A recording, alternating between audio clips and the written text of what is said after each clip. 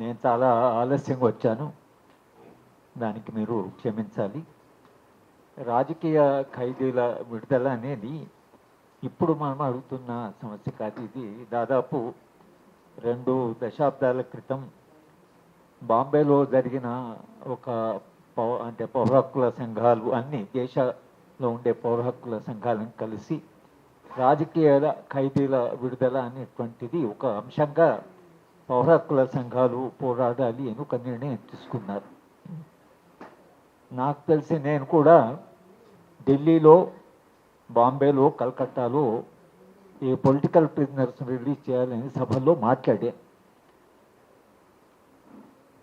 కానీ ఎందుకో ఉద్యమము మధ్యన ఆగిపోయింది.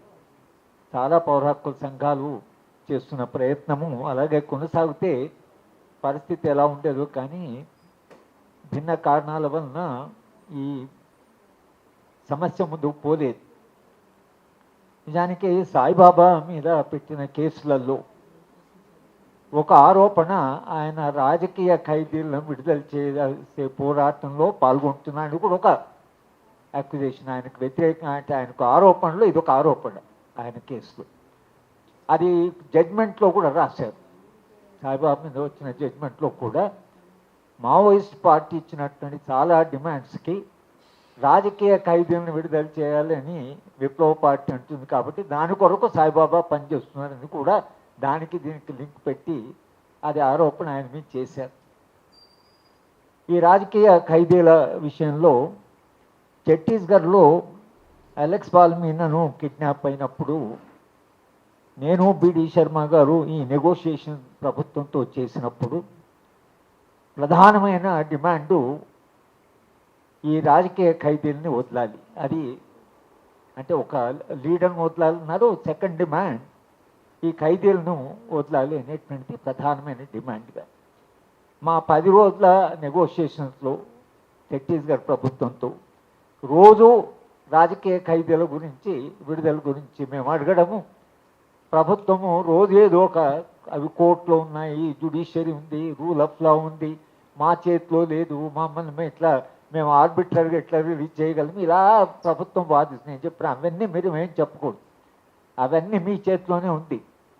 మీరు మీ అడ్వకేట్ జనరల్కి చెప్పి అసలు ఈ ఖైదీలను విడుదల చేయాలి, వీళ్ళంతా ఇన్నోసెంట్ అనేది మీరు ఒక్కసారి స్టాండ్ తీసుకుంటే అసలు ఆటోమేటిక్గా చాలామంది రిలీజ్ అవుతారన్న తర్వాత, నిజానికి ఛత్తీస్గఢ్లో మాకు ప్రభుత్వానికి హోమ్ సెక్రటరీ, చీఫ్ సెక్రటరీ, ఈమె మా దానికి వాళ్ళ తరఫు నుంచి ఉన్నటువంటి చైర్మన్ నిర్మల, ఆమె మధ్యన సంతకాలు చేసి ఉంది మా అగ్రిమెంట్.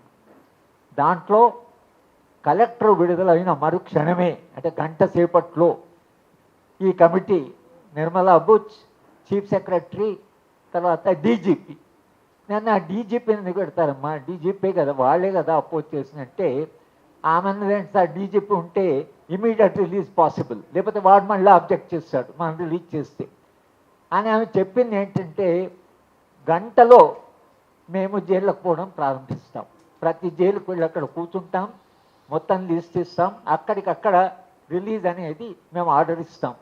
ఇది మా మధ్యాహ్నం జరిగిన అగ్రిమెంట్. గంట కాదు, కలెక్టర్ రిలీజ్ అయ్యాడు, ఈ ప్రశ్నే లేదు కాదు. అసలు 3 నెలలు ఎదురు చూసి, ఆమె ఛత్తీస్గఢ్లో ఉండదు, ఆమె భోపాల్లో ఉంటుంది, ఫార్మర్ చీఫ్ సెక్రటరీ. ఆమె చాలా చెప్పింది నాకు, సార్ నన్ను నమ్మండి సార్, నేను ఉమెన్, మీకు మహిళ అంటే గౌరవం ఉంది కదా, మహిళలు ఆనెస్ట్ కదా, ఇట్లా ఎన్ని రకాల ఆర్గ్యుమెంట్స్. మా బిడి శర్మ గారు, అడ్మినిస్ట్రేటర్ గారు, భయ్ లెట్ us అగ్రీ, అవి క్యా కరెంగే అని ఆయన మొత్తం సారు. నేను సార్ ముందు రిలీజ్ చేసినాక మనం ఇది చేయాలంటే, లేదు గవర్నమెంట్ నమ్ముదాం, హై పవర్ కమిటీ, ఇది గవర్నమెంట్, చీఫ్ సెక్రటరీ సైన్ చేయి, ఇట్లా సార్ చెప్పాడు. కానీ తీరా ఒక్క మనిషిని కూడా రిలీజ్ చేయలేదు. నేను 3 నెలల తర్వాత భోపాల్ వెళ్ళాను, ఆమె ఇంటికి వెళ్ళి అడిగి, ఏమమ్మా మరి అగ్రిమెంట్ చేశారు, నువ్వు ఒప్పుకున్నావు కదా, మా రాజకీయ ఖైదీలు విడుదల ఏమైంది అని అంటే, ఆమె చెప్పింది అంటే, బీజేపీ గవర్నమెంట్ ఏదైతే అధికారం ఉందో వాళ్లకు నీతి కానీ న్యాయం కానీ లేదు. నేను అనుకున్నాను, నేను కూడా నమ్మాను వాళ్ళని. కానీ తర్వాత వాళ్ళు ప్రభుత్వం అన్నది ఏమిటంటే, కిడ్నాప్ వలన మేమందరం బయటకు వచ్చాము, అని ట్రైబల్స్ అనుకోవడము మాకు చాలా సమస్య. పూర్తిగా అది మర్చిపోయిన తర్వాత, అంటే కిడ్నాప్ అనేది మర్చిపోయిన తర్వాత రిలీజ్ చేస్తాం. ఏం ఆర్గ్యుమెంటు, ఇది ఎక్కడ తల లేదు తోకలేదు. అంటే అగ్రిమెంట్ ఉండి ఫార్మల్గా నెగోషియేషన్ జరిగిన చోట కూడా రాజకీయ ఖైదీలను విడుదల చేస్తామనే అగ్రిమెంట్ ఉంది ఫార్మల్గా, ఆయన కూడా వాళ్ళు రిలీజు చేయలేదు. కనుక ఈ మొత్తంగా ఇప్పుడున్న ప్రభుత్వం అయితే కేంద్ర ప్రభుత్వమే దానికి ఒక శత్రుత్వ భావన ఉండడం వల్ల కూడా సమస్య మరింత కఠినమైపోయింది, మరింత కాంప్లికేట్ అయిపోయింది. సరే, తెలంగాణ గవర్నమెంట్ వరకు సార్ కూడా ప్రస్తావించారు. రేవంత్ రెడ్డి గారితో కలిసిన 2-3 సందర్భాల్లో, ప్రతి సందర్భంలో సరే రాజకీయ ఖైదీల విడుదల ఏదైతుందో ఈ ఖైదీల విడుదల గురించి మీరు నిజానికి రేవంత్ రెడ్డి 2 నెలలు జైల్లో ఉన్నప్పుడు చాలామంది ఆయన అడిగారు, ఇది మా అంటే అప్పుడు మనం రిట్ వేసాం, పౌర హక్కు సంఘం వచ్చి నా పేరు మీద రిట్టు, ఆ రిట్టు హైకోర్టులో ఉంది. అయితే చాలామంది రేవంత్ రెడ్డికి ఏం చెప్పంటే, హరిగోపాల్ సార్ రిట్ వేశాడు, సారు రిట్ వలన మేము అందరం రిలీజ్ అవుతామని దాని కొరకు ఎదురు చూస్తున్నామని రేవంత్ రెడ్డి బయట ఒక టీవీ ఇంటర్వ్యూలు చెప్పాడు. హరిగోపాల్ సార్ వేసిన రిట్ కొరకు ఖైదీలు అంతా ఎదురు చూస్తున్నారని. ఇదే ఆయనే చీఫ్ మినిస్టర్ అయ్యాడు వాళ్ళు. కానీ మనం రిట్ వేస్తే ఆయనకు లోకల్ స్టాండీ లేదని హైకోర్టు కొట్టేసి, ఆయన జైలు పోలేదు, ఆయన ప్రిజనర్ కాదు, ఆయన బంధువులు ఎవరు లేదు, ఇట్లా పడి ఈ హైకోర్టులో ఇక సురేష్ అసలు హైకోర్టు ఆర్గ్యుమెంట్లే పెక్కిలో ఉంటాయి. మొత్తం మీద రేవంత్ రెడ్డి గారు అన్నప్పుడల్లా ఒక పోలీస్ ఆఫీసర్ని పిలుస్తాడు, సార్ వీళ్ళు చెప్తున్నారు మొత్తం రివ్యూ చేసి నాకు పెట్టండి, అంత ఈ ఖైదీల గురించి అంతా రివ్యూ చేసి పెట్టండి. ఆ రివ్యూ చేయరు, పెట్టరు. వరస్ట్ కేసు మన కాసిం సండే రోజు ఆయనను చీఫ్ జస్టిస్ ఇంట్లో ట్రయల్ చేస్తున్నారు. ఆయన 30-40 మంది చూడడానికి పోయారు, కాసిం పట్టుకుపోయారట. ఆయన ఆ 40 మంది కేసు పెట్టారు. కాసిం బయటకు వచ్చాడు, ఆయన ప్రిన్సిపాల్ ఉన్నాడు. ఈ 40 మంది స్థితి పెట్టి తిరుగుతూ ఉన్నారు. అది ఎందుకు తిరుగుతున్నారో ఏంటో ఏం తెలియదు. వాళ్ళు పోయి అక్కడ ఏం చేస్తున్నారు, చీఫ్ జస్టిస్ ముందర నిలబడ్డారు. వాళ్ళ మీద కేసు పెట్టి వాళ్ళందరూ కాసింతో సహా అందరూ ప్రతి నెల స్థితి పెట్టుకోవాలి, రావాలి. అంటే ఏమి న్యాయము, తర్వాత ఏది అన్యాయం అనేటువంటి ఒక భావన లేనట్టు ఒక పొలిటికల్ క్లాస్ మనకి ఇప్పుడు అధికారంలో ఉంది. కనుక మనం ఏం చేయాలి, ఎలా చేయాలి అనేది ఏదైతుందో ఈ రాజకీయ ఖైదీల విడుదల అనేది మనం 3 స్థాయిల్లో వాదించవలసి ఉంటుంది. సమాజానికి చెప్పే ఒకటి నైతిక కోణం, వీళ్ళందరూ జైల్లో ఎందుకున్నారు, దీనికి వాళ్ళు కారణమా, సామాజిక వ్యవస్థ కారణమా అనేది ఒకటి. రెండవది రాజకీయ ఖైదీల విషయంలో విశ్వాసాలు కొరుకున్నారు, వాళ్ళు తమ విశ్వాసాల కొరకు వాళ్ళు అక్కడ ఉన్నారు. సరే, ఇప్పుడు పరిస్థితి సందర్భం కూడా మారింది. విప్లవోద్యమం హోమ్ మినిస్టర్ ప్రకారం అయితే అయిపోయింది అని అంటున్నావు కదా, మరి సరెండర్ అయిన వాళ్ళు ఉన్నారు, మనం నోట్లో రాసాము, తర్వాత అరెస్ట్ చేసిన వాళ్ళు ఉన్నారు, అందరినీ మీరు వదిలేశారు కదా, టాప్ నాయకత్వం కూడా బయటకు వచ్చారు కదా. పాపం వీళ్ళు ఏం చేశారు, ఈ రాజకీయ ఖైదీలు వాళ్ళు ఎవరైతే జైల్లో ఉన్నారో వాళ్ళు బయట ఉంటే సరెండర్ అయ్యేవాళ్ళు, వాళ్ళు ఏం చేసేవాళ్ళు పోరాడుతూ మనం ఏం చేసేవాళ్ళు మనకు తెలియదు. కానీ ఇప్పుడైతే వాళ్ళు జైల్లో ఉన్నారు చాలా దేశవ్యాప్తంగా. మరి జైల్లో ఉన్న వాళ్ళని వాళ్ళ పొజిషన్ ఏమిటి, మనం అడుగుతున్న ప్రశ్న ఏంటంటే వాళ్ళ పరిస్థితి ఏమిటి, వాళ్ళ మీద పెట్టిన కేసులు మీరు పెట్టారు, మరి పెద్ద వాళ్ళు చాలా యాక్షన్ 10 కేసులు చెప్తారు, 20 కేసులు చెప్తారు, వీళ్ళ మీద ఇన్ని కేసులు ఉన్నాయని చెప్పి వాళ్ళు వదిలేస్తారు కదా. ఇంకా సరెండర్ అని అయినట్టు వాళ్ళకైతే మీరు రెమ్యునరేషన్ కూడా ఇచ్చారు కదా. మరి ఇవాళ కేవలం విశ్వాసాల కొరకని మీరు వాళ్ళని అరెస్ట్ చేసి జైల్లో వేశారు. మరి వాళ్ళ సంగతి ఏంటి, వాళ్ళ ప్రభుత్వము పాలసీ డిసిషన్ చేసి ఎంతకాలం పెడతారు, నువ్వు కొరకు పెట్టారు, విశ్వాసాల కొరకు పెట్టారు.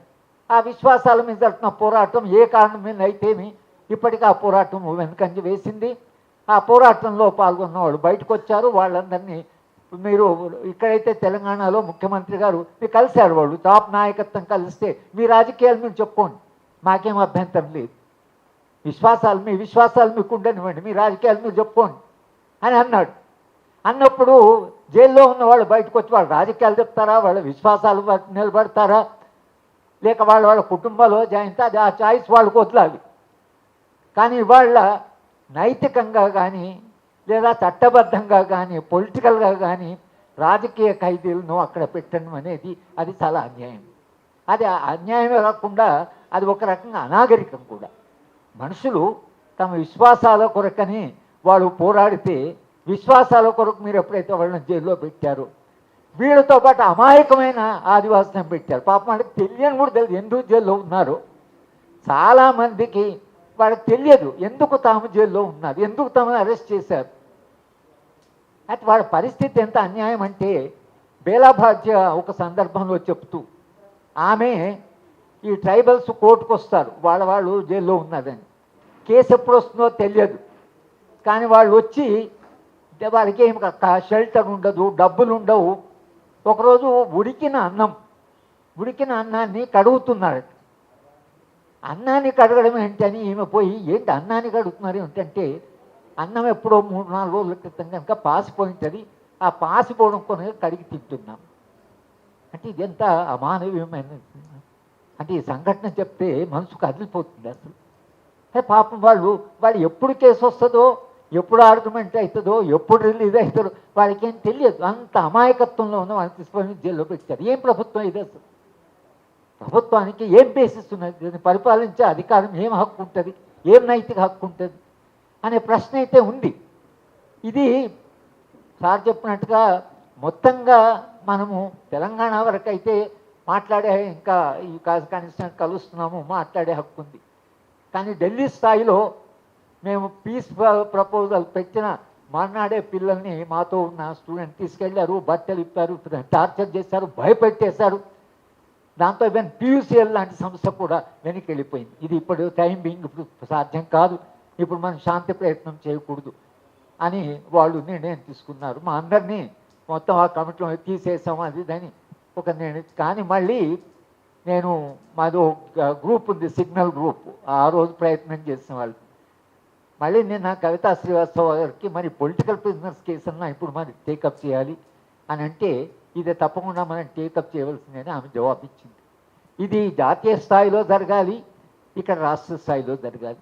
అన్ని పౌర హక్కుల సంఘాలని మరొకసారి, దేశవ్యాప్తంగా ఉన్న పౌర హక్కుల సంఘాలని మనము బహుశా మన ఇనిషియేటివ్ తీసుకొని అందరికీ రాసి, మీరందరూ ఏదైతే ప్రారంభించారో ఈ పొలిటికల్ ప్రిజనర్ రిలీజ్ అనేది మనకు డిసిషన్ ఉంది. పౌర హక్కుల సంఘాల అన్ని సమైక్యంగా కూర్చొని తీసుకున్న డిసిషన్ మళ్ళీ ఒకసారి ముందు తీసుకొచ్చి, ఇప్పుడున్న సందర్భంలో ఈ ఉద్యమాన్ని మనం ముందు తీసుకెళ్ళి రాష్ట్ర ప్రభుత్వాల మీద, కేంద్ర ప్రభుత్వం మీద మనం ఒత్తిడి పెట్టాలి అనేటువంటిది ఏదైతుందో ఆ దిశగా మనం ఇవాళ మనం తీసుకున్న ఈ ఇనిషియేటివ్ ఏదైతుందో ఇది ముందుకు పోవడం కొరకని మనం చాలా ప్రయత్నం చేయవలసిన అవసరం ఉందని ఈ సందర్భంలో చెబుతూ, మనందరం కూడా ఎక్కడ వీలుంటే ఏ ప్రజా సంఘమైనా, అది ఏ దానికి పోరాడుతున్న ప్రతి ప్రజా సంఘము రిలీజ్ ఆఫ్ పొలిటికల్ ప్రిజనర్ తమ అజెండాలో పెట్టుకోవాలి. తమ సభ పెట్టుకున్నప్పుడు దీని గురించి మాట్లాడాలి. వాళ్ళ సభ్యులు కూడా కొందరు ఉంటారు, కానీ అమాయకమైన ట్రైబల్స్ ఉన్నారు అనేటువంటిది కూడా మనము చెప్తే అది కొంతవరకు.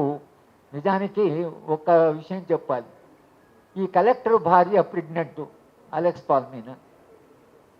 అయితే మేము ఆర్గ్యూ చేసేటప్పుడు పార్టీతో, ప్రెగ్నెంట్ ఉమెన్ కదా, చైల్డ్ ఇన్నోసెంట్ కదా, గర్భంలో చైల్డ్, మీరు ఆమె ఇచ్చేయాలి కదా, కలెక్టర్ ఆ పాప మీద చేసి కలెక్టర్ని రీచ్ చేయండి ఒక ఆర్గ్యుమెంట్, మానవీయమైన ఆర్గ్యుమెంట్ పెడితే, పార్టీ వాళ్ళు సార్ 8 month ప్రెగ్నెంట్ ఉమెన్ తీసుకెళ్ళారు సార్, జైల్లో డెలివరీ జరిగింది, ఈ ప్రభుత్వాన్ని మీరు ఇంత మానవీయంగా మాట్లాడుతున్నారు, దీనికి ఏమైనా మానవత్వం ఉందా ఈ ప్రభుత్వానికి అని చెప్పారు. ప్రెగ్నెంట్ ఉమెన్ను 8 month ప్రెగ్నెంట్ ఉమెన్ తీసుకుపోయిందని, ఏం అసలు ఇది, ఎక్కడ మానవత్వం ఉందని ఈ ప్రశ్నలు ఏవైతున్నాయో ఇవి మనం తప్పకుండా అడగవలసిన అవసరం మనందరి మీద ఉన్నది అనేది వాస్తవం. నేను జస్టిస్ సుదర్శన్ రెడ్డి గారితో కూడా ఈ విషయం ప్రస్తావిస్తే, ఆయన ఒక పాలసీ ఫ్రేమ్వర్క్ ఒకటి చేయవలసి ఉంటుంది. ఒకరొక్కరిని కానీ అట్లా రిలీజ్ కాకుండా ప్రభుత్వమే ఒక పాలసీ చేసి రాజకీయ ఖైదీల విషయంలో ఒక బ్రాడ్ పాలసీ ఉంటే ఆ పాలసీ ఫ్రేమ్వర్క్ నుండి మనము పనిచేయవలసి ఉంటుంది అన్నారు. కనుక మనము ఈ ప్రయత్నాన్ని కొనసాగించవలసిన అవసరం ఉందని చెప్తూ, పౌర హక్కుల సంఘం తీసుకున్న చొరవతో నేను కూడా దాంట్లో భాగం కాబట్టి తప్పకుండా ఈ ప్రయత్నం చేద్దాము అని చెప్తూ నాకు అవకాశం ఇచ్చాను మీ అందరికీ.